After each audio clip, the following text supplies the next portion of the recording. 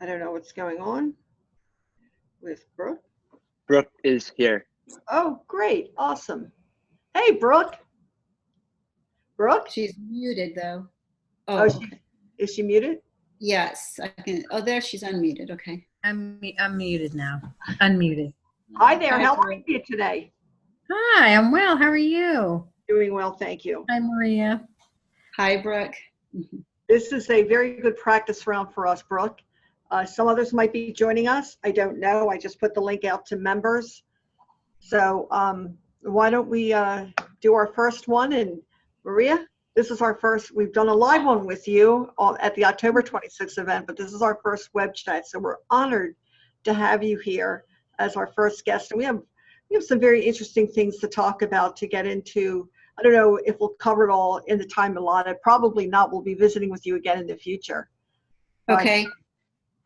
Yes. Thanks so much, Kim, for having me on. I did enjoy your conference that you had last month. That was very needed, and good speakers and well attended. So yeah. Thank you. I know how much work goes into something like this. But I got a lot of positive feedback, and there's a lot of conversations going on, and you know how it goes, Maria. A lot of groundwork to be laid, but we're excited about it. Brooke is working equally hard. And Brooke, I think we just want to pick up where we left off from October 26th, and we didn't really get into a lot of the meat of the subject, especially with Maria's part of it. But Maria, before we go any further, I'm going to ask you to please tell our listeners, our viewers, a little bit about who you are, what you do, what the remembranceproject.org is. Okay. First of all, Brooke, what's my time constraints here? I think we have what we're scheduled for 1 hour, correct? Okay. Tyler, is that okay? Yes, absolutely. Okay. All right, go ahead. Okay, wonderful. Yes, the Remembrance Project was started in 2009 by myself and my husband, Tim Ling. We're from Houston, Texas. And we were just two people who were watching the evening news and heard about Houston police officers being murdered by people who shouldn't be here in the first place, illegal aliens. Two different police officers, 2 different years, and we also heard that the reporter mentioned a lawsuit that the widow of Officer Rodney Johnson had filed against the city of Houston, and that's what intrigued me. I'm a former legal assistant, and I wondered why, as tragic as another murder in line of duty death of our men in blue, what warranted a lawsuit. And that's where we found that it was sanctuary city policies that Officer Johnson's widow was filing against the city. We didn't know what they were. So we researched them and found basically that illegal aliens are untouchable in these sanctuary cities. We thought, how many more Houstonians were killed by people who shouldn't be here? And since that evening news, there have been 5 Houston police officers killed consecutively, in a row by illegal aliens. We expanded our research to Texas and found even more killings. Then we expanded that research to all over the United States, and we found that there was what we call an epidemic of killings of Americans by illegal aliens. And we thought... So here, Maria, much goes unreported or underreported. Exactly, and that's why we created the Stolen Lives Quilt banners. And that was in a way to allow average Americans like all of us to connect the dots of just how many killings took place. For instance, in Houston, we wouldn't hear killings by illegal aliens in Austin or in Galveston or San Antonio or Dallas. So we wanted to connect the dots for all of Americans and what's going on in their state. So, we took the Stolen Lives Quilt banner in 2012 to a 25-state tour and stopped at about 20 different state houses, spoke with their staffers, and asked them to work harder to protect American citizens and enforce existing laws. And this is all we're asking for, is to enforce existing laws and place our community first, our families first, secure their safety. And since then we've first of all testified city council, state houses. I've personally testified before the Congress on national security. We've taken families to testify as well. We've met with the former administration, Obama administration's DHS Secretary Jay Johnson. We met with Eric Holder, all asking them to do their jobs, and basically is to secure our homeland. And again, ignored. Since then, since President Trump was elected, and I believe that our country dodged a bullet there, but we're going to have to work very hard to retain this country as we know it. We have met with Attorney General Jeff Sessions, and where we asked for statistics on how many Americans have been killed. And he basically said it's impossible to get those statistics because the municipalities do not cooperate with the federal government. As we know, there are sanctuary cities, sanctuary counties, and sanctuary states where they refuse to even cooperate with the federal government, obviously, in handing over illegal aliens and honoring ICE detainers.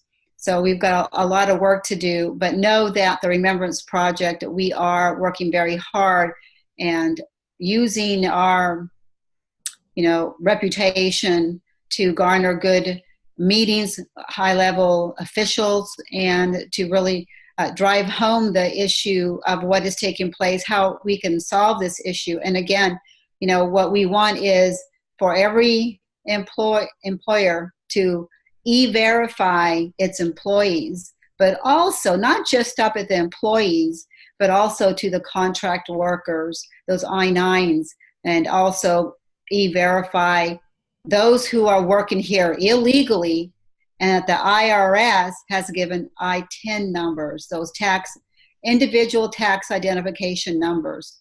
So e-verify, enforce existing laws, place American first, and we absolutely need to build the wall. A lot what you see right now along the border would not be taking place, especially, for instance, like the Caravan that entered earlier in this spring. We need a barrier to protect the citizens, to protect our country. In fact, we've had 7 amnesties. And again, in 1996, under the Reagan administration, a wall was promised. It was not funded. And this is exactly the problems that we're seeing now with this current Congress as well. Kim, so that was a lot. The Remembrance Project is a voice for victims of killed by illegal aliens. We are a 501c3, Texas-based. We have an office in Washington, D.C. for now almost 2 years. I am completely volunteer. I continue to volunteer my time, contrary to what some people are out there, or Politico, or Southern Poverty Law Center say. We feel very dedicated and are very concerned for our country, our freedoms, and our liberties. Recently, as you know, Kim, we went to the border with a mom's caravan. And, I've been to the border several times, being a Texan. I've been on night watch, which means basically I was with the Texas Border Volunteers and went out in the middle of the night and sat there in our ATVs and our Polarises and watched illegal aliens, crossing already 60 miles into into Texas border, carrying backpacks loaded with drugs. So I've been there, I've seen that, I've spoken with ranchers and locals. I've been to Arizona as well, and have seen, the rape trees you hear about, all the trash that, and the destruction of the farmers' fences. So there's a lot that goes on that people don't see out there. But I think that with President Trump's election, he's really made national security, a top priority. and he's embraced our organization and our angel moms and dads, our angel families, and he continues to try and fulfill his promises. He created the Office of Voice, Victims of Immigration Crime Engagement, as a promise to the Remembrance Project, and trying to do more, because we asked this of President Trump, Kasich, Rubio, and candidate Trump and Cruz back in 2015. This was a letter I sent to the 4 remaining candidates at that time, asking them to do more for our families, and that was to help with burial, medical, hospitalization, and also to navigate through the court system, because we found that there were activist judges, much of what you're seeing now that President Trump has exposed, including the fake news. We knew this was a problem years back. So we wanted to be able to assist the families even more. And someone sort of championing and being in their court, our families who had already lost a loved one. You know, they're re-victimized, as we say, in the court system as well. One mother was not allowed, for instance, to give her victim impact statement. You know, so there's a lot that goes on that we can't really, have time to get into it. But I think with our work, we've helped families give a voice to their loved ones, but also let them know that they're not alone, that they don't have to put up with the criticism and the racist comments and the name calling that they are on the receiving end, simply because they're speaking out and wanting to find out why this illegal alien was once arrested and then let go right into our community and allowed to kill their loved one. So these are the things that, our families are struggling with, and it's sort of a PTSD type, and especially during the summer where all we saw in the media and the fake news was talking about the separation of the illegal aliens' families. And these are temporary separation. They put themselves in that situation. They should look to their own government for assistance and come here the right way, ask for permission. Let's talk about, you know what? I'm glad you brought that up. Maria, let's talk about the content, the people that make up this caravan. I've heard all kinds of reports, and I've heard that 70% is male, 18 to 40, in good shape. I think it was you who shared with me that there's a lot of gang members mixed in there. Someone who recognizes the tattoos from someone Right. from Honduras. I actually heard through our friends at Judicial Watch. They were there in Guatemala on the ground when the caravan first was, developed. And according to Judicial Watch, and Chris Farrell went down there. I know Sarah and Carter and a young lady by the name of Irene from Judicial Watch Miami went down there to Guatemala as well. And they were told by the Guatemalan officials that over 100 individuals were pulled from the caravan who had ties to ISIS, and that 90%, it's 90% of I think it was 98. Yes, it was a very, very high percentage of the individuals in that caravan were between the ages, you're right, 18 and 42. Very, very few were women and children. Of course, that's what the media grabs. They, women and children, and share that, and they share that with the United States, and our fake news push it out, and that is supposed to be the truth. But, Kim, you're right. This is a very dangerous group. Certainly, gang tattoos were recognized. The colors that they were wearing were also tied to whatever gang they were in. So this is not your average. These are not victims. They're not victims, right? And again, we have avenues in which people can apply to come into our country, and they should begin with those diplomatic offices, embassies in their own countries. That's what they're supposed to do. And if you're seeking asylum, you are supposed to go to the ports of entry. And obviously, with the lowering of the bar of what credible fear is and how it's defined, it's just anyone who comes in seems to have credible fear. Someone would say the They know what erasure of the magic bar, words to Maria. say. Pardon?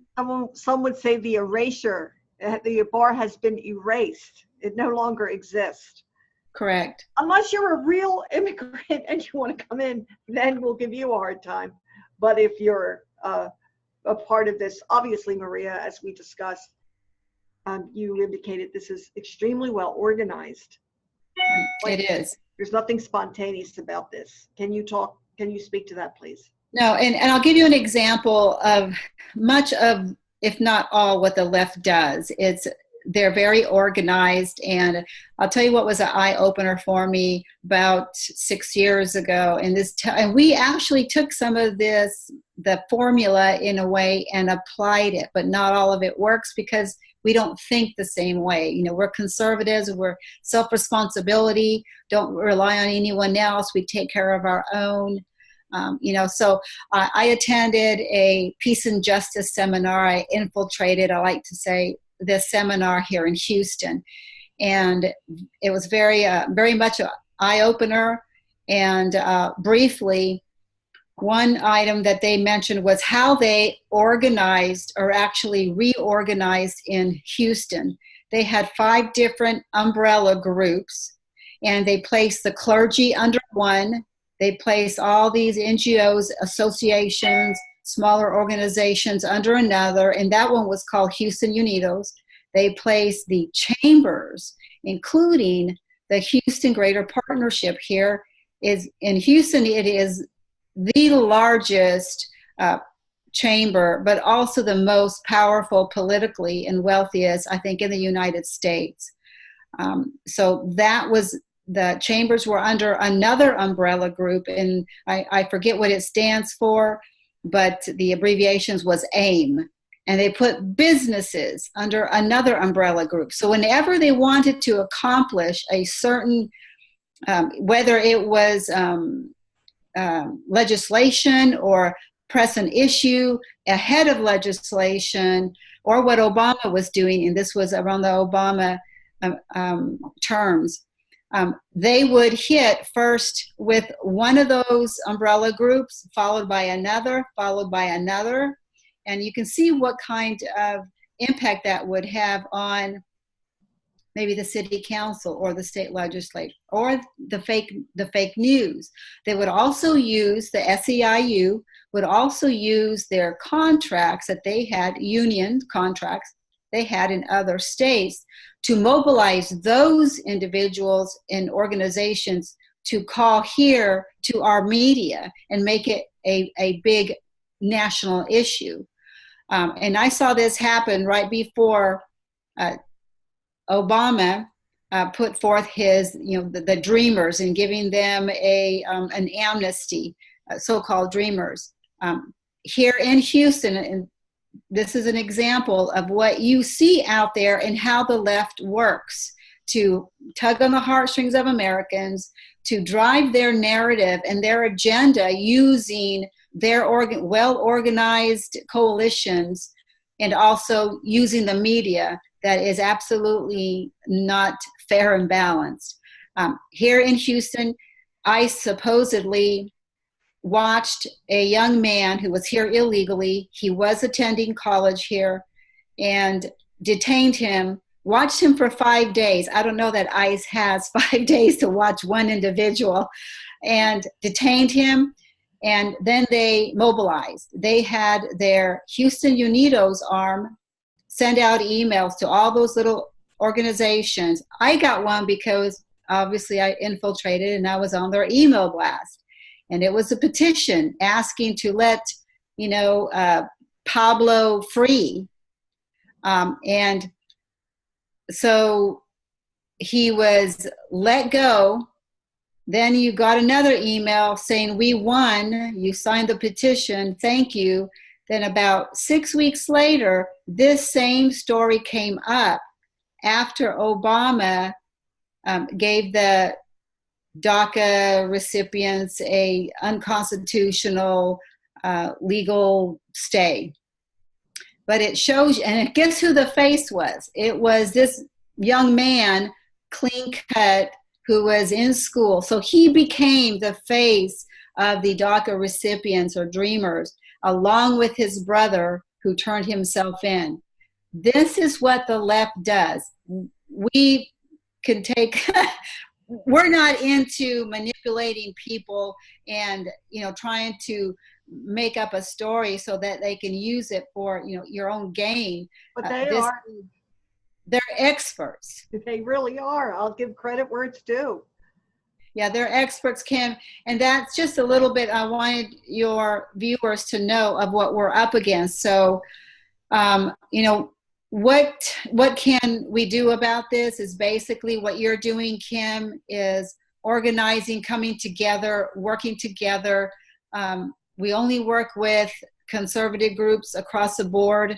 On this issue, obviously, not everyone whose loved one was killed by an illegal alien is a conservative. I mean, we have people who voted for Obama not once, but twice.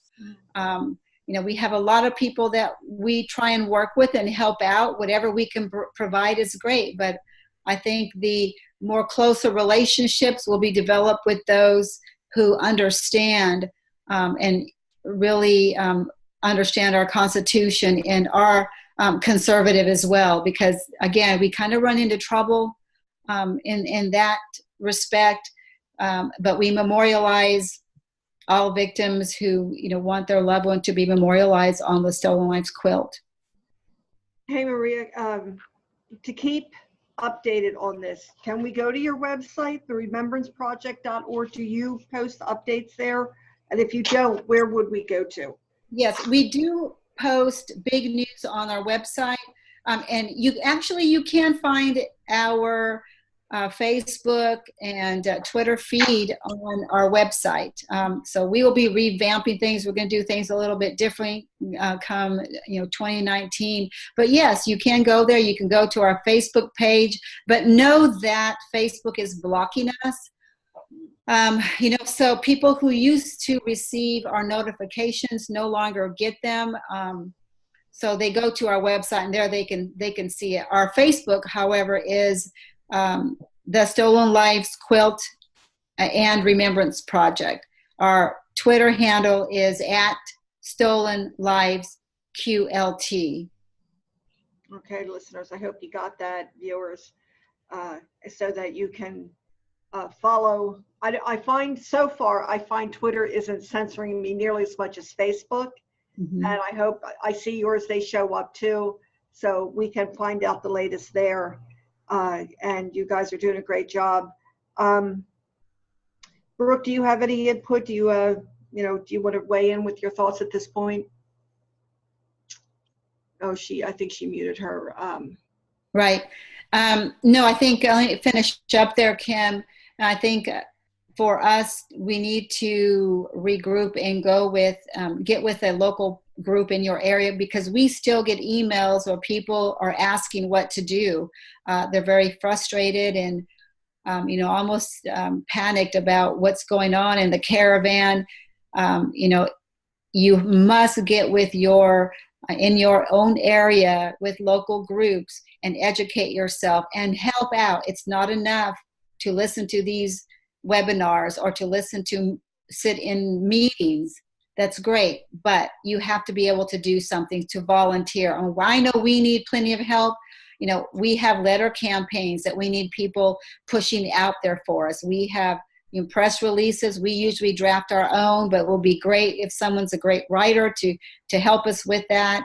Also, we have people who, volunteers who answer our phones and respond to some emails. Again, I'm 100% volunteer myself, but it's going to take all of us come this 2020. And believe me, we're fighting in Texas as well. And you saw what happened this last election. We've seen that for, a couple elections.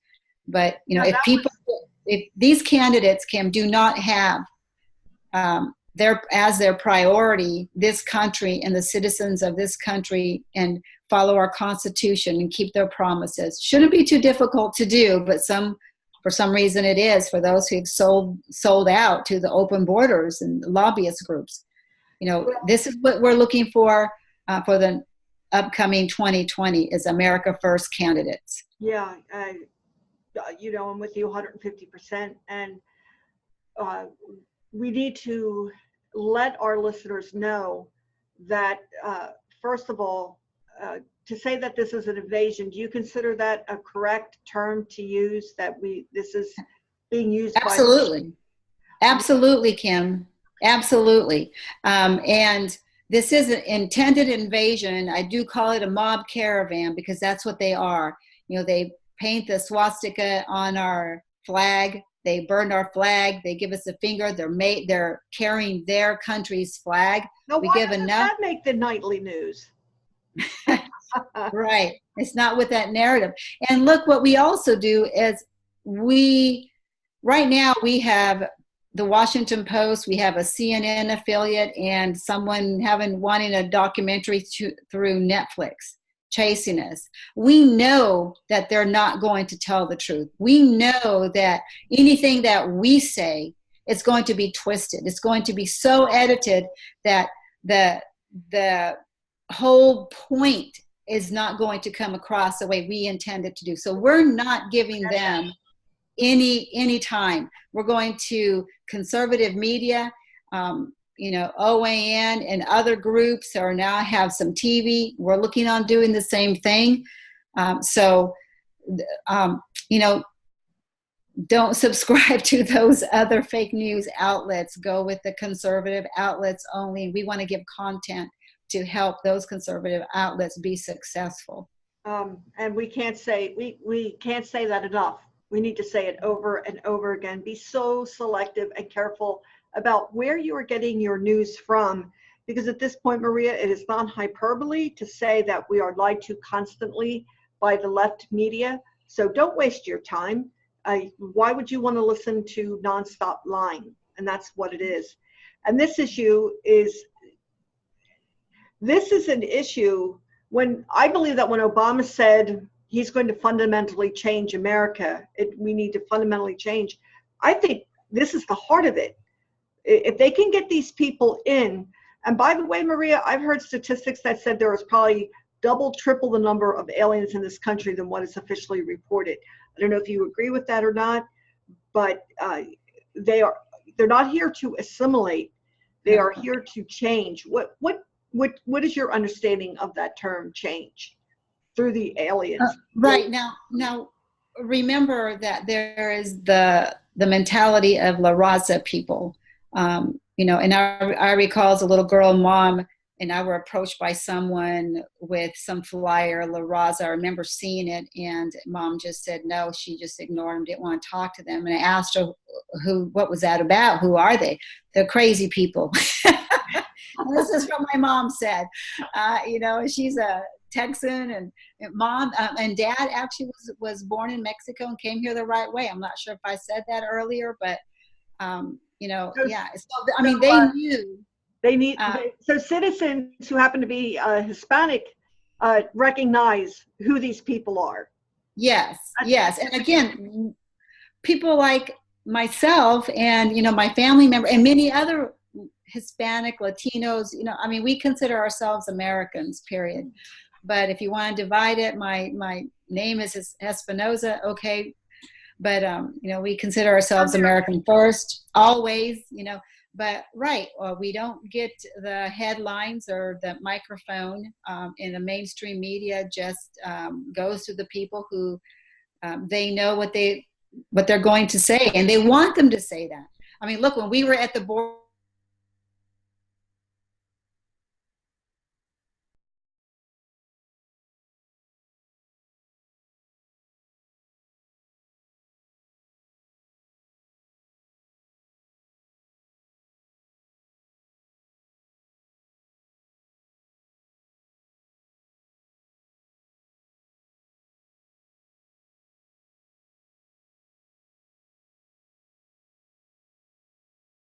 ladies who were blonde hair, blue eyed report. She got it wrong, by the way, but here she had two Texans. And to Latinas as well. And did she even post our video or interview or photos or story? Not interested. No, it went against their narrative. That is a shame. That's bothersome. And I'm glad, Maria, I'm thankful that you're putting it out there, these truths, and reporting honestly on what's going on, so that we know how to first and foremost engage with our elected representatives. We need to join with you in letter campaigns, writing press releases, educating our